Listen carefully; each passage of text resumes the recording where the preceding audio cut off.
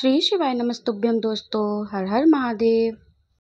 दोस्तों, पुष्कर में चल रही 7 दिवसीय शिव महापुराण कथा की तीसरे दिन की कथा समाप्त हो चुकी है। यह कथा गुरुजी पंडित प्रदीप मिश्रा जी के द्वारा पुष्कर में वाची जा रही है। यह कथा 5 जुलाई से 11 जुलाई तक चलने वाली है। इस कथा का रसतत्व आप आस्था चैनल पर या यूट्यूब पर दोपहर 1 बजे से 4 बजे तक प्राप्त कर सकते हैं।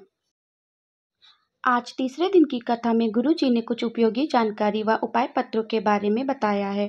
गुरुजी ने बताया है काल भैरव का एक स्वरूप कीर्तिमुख भी होता है।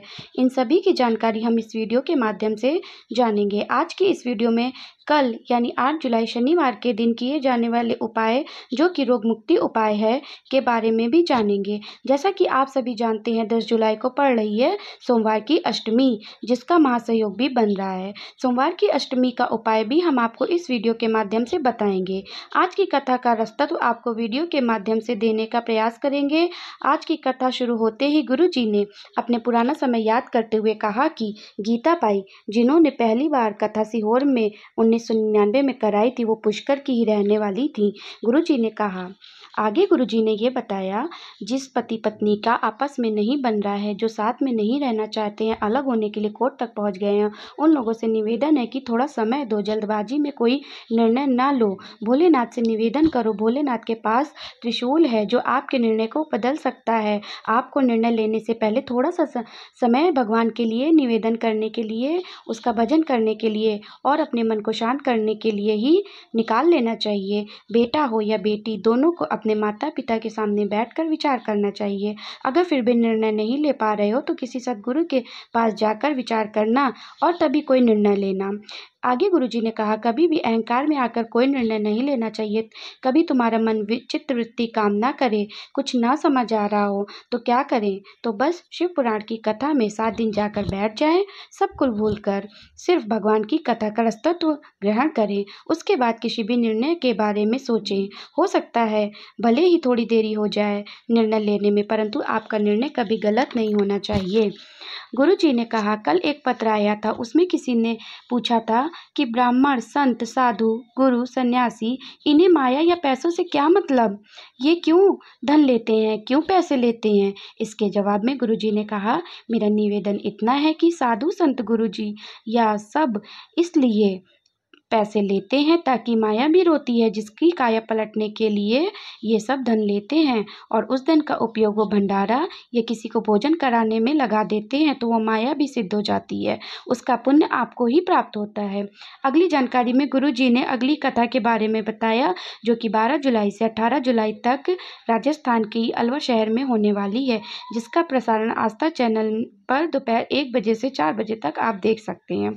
गुरुजी ने कहा कौन कहता है नारियां कमजोर होती है? एक बच्चे को जन्म देते समय वह नारी मौत के मुंह से लौट कर वापस आती है, वो नया जन्म लेती है और एक बच्चे को नया जन्म देती है।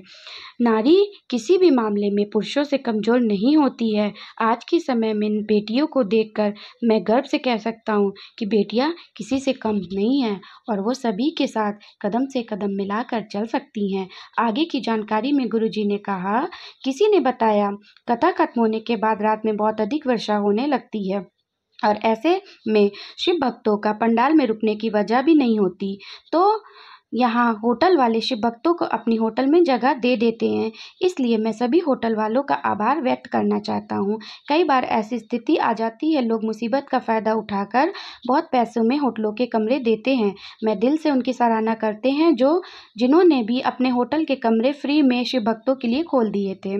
गुरु जी ने कीर्तिमुख का वर्णन करते हुए बताया कि महादेव ने कीर्तिमुख को कहा था कि तुम काल भैरव का स्वरूप रहोगे, जो सभी मंदिरों में लटका हुआ रहता है। सिर्फ मुंह जैसी आकृति होती है, जिसकी जीभ बाहर निकली होती है, उसे ही कीर्तिमुख कहते हैं। ये कीर्तिमुख देवालय में, शिवालय में, दरवाजे में बैठा रहेगा। जो शिवालय में जल चढ़ाने के लिए जाएगा उसका सारा दुख, परेशानियां, बीमारियां कीर्तिमुख सभी को खा जाएगा। गुरुजी ने बताया कि कीर्तिमुख का बस इतना ही कार्य है, जल चढ़ाने व्यक्ति की सभी परेशानियों, बीमारियों, कष्टों को वो खा जाता है। बबलू कत्तर जी पत्र लेकर आए। पिछली सालासर कथा में आप राजस्थान आए थे और आपने कहा था पंडाल में बैठकर कथा सुनने से जो मांगोगे वो मिलता है। पिछली कथा में मैं मनोकामना लेकर आई थी जिसे महादेव ने पूरी कर दी है। मैं मेरे जमाई साहब के लिए नौकरी की मनोकामना लेकर आई थी और मेरे जमाई साहब की रेलवे में नौकरी लग गई है। उसी का आभार व्यक्त करने के लिए कथा के पंडाल में आज आई हूँ। अगले पत्र में गुरु जी ने बताया, सुनील जी पत्र लेकर आए। गुरुदेव, 12 वर्षों से संतान का सुख नहीं था। सभी जगह से मना कर दिया गया था कि तुम्हें संतान नहीं होगी। ऐसे कोई देवी देवता का स्थान नहीं बचा था जहां हमने जाकर संतान प्राप्ति की मनोकामना ना की हो। इसके बाद पिछले 3 वर्षों से आपकी कथा सुन रहे हैं। हमें टीवी देखते देखते बाबा से प्रार्थना की थी। 12 साल से जो हमें प्राप्त नहीं हुआ था वो आज हमने प्राप्त कर लिया है। साथ में सफ़ेद आंकड़े की जड़ वाला उपाय भी किया था और मुझे पुत्र रत्न की प्राप्ति हुई है। इसलिए भोले बाबा का आभार व्यक्त करने के लिए यहाँ आए हैं। गीता पटवा पत्र लेकर आई। गुरुदेव, भोले बाबे का मैं क्या वर्णन करूं। मेरी जीभ में गठान हो गई थी, वह बढ़ते बढ़ते बहुत बड़ी हो गई थी। जब डॉक्टर से चेकअप कराया तो डॉक्टर ने ऑपरेशन का बोल दिया। बताया गठान है, वह कैंसर की है, इसमें थेरेपी भी होगी। फिर किसी ने कहा आस्था चैनल पर आपकी कथा आती है। सीहोर वाला महाराज कहता है शिव महापुराण सुनो। आपकी कथा सुनना हमने प्रारंभ किया। आपने कहा शिवलिंग पर 1 लोटा जल चढ़ाओ और कुंदकेश्वर महादेव का नाम लेते हुए जल का आचमन करो। परिवार ने कहा ऑपरेशन करा लो, पर हमने कहा थोड़े दिन बेलपत्र खाकर भी देख लेते हैं। और भोले बाबा का क्या वर्णन करूं। रोज जल का आचमन और बेलपत्र खाना शुरू किया और भोलेनाथ की कृपा से मेरा कैंसर समाप्त हो गया है। अब मैं अच्छे से खा पी सकती हूँ और अच्छे से बोल भी सकती हूँ। उसी का आभार व्यक्त करने के लिए कथा पंडाल में आई हूँ। लोग कहते हैं सीहोर वाला महाराज उपाय बताता है, टोटके बताता है।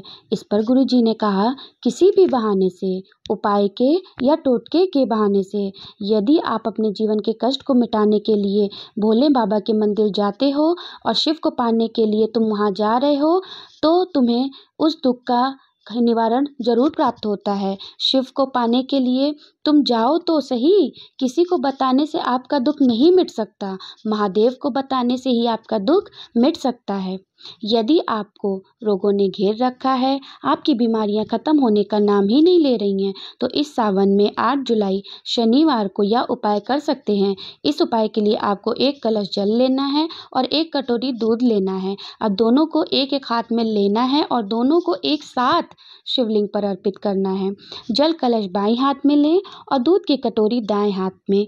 जल अर्पित करते समय आपको श्री शिवाय नमस्तुभ्यम का जाप करना है। जो व्यक्ति रोगों से ग्रसित है उसे दूध मिश्रित जल का थोड़ा सा झेल लेना है और उस व्यक्ति को पिला दीजिए और पीते समय कुंदकेश्वर महादेव का स्मरण करना है। ये उपाय आप कल के दिन जरूर कीजिए। ये उपाय किसी भी दिन सावन में कर सकते हैं। तो दोस्तों आज की बस वीडियो में बस इतना ही। यदि आपको मेरी यह वीडियो अच्छी लगी हो, ज्ञानवर्धक लगी हो, तो प्लीज़ जाकर सब्सक्राइब करें और फैमिली और फ्रेंड्स के साथ शेयर करें। और अभी तक कमेंट बॉक्स में हर हर महादेव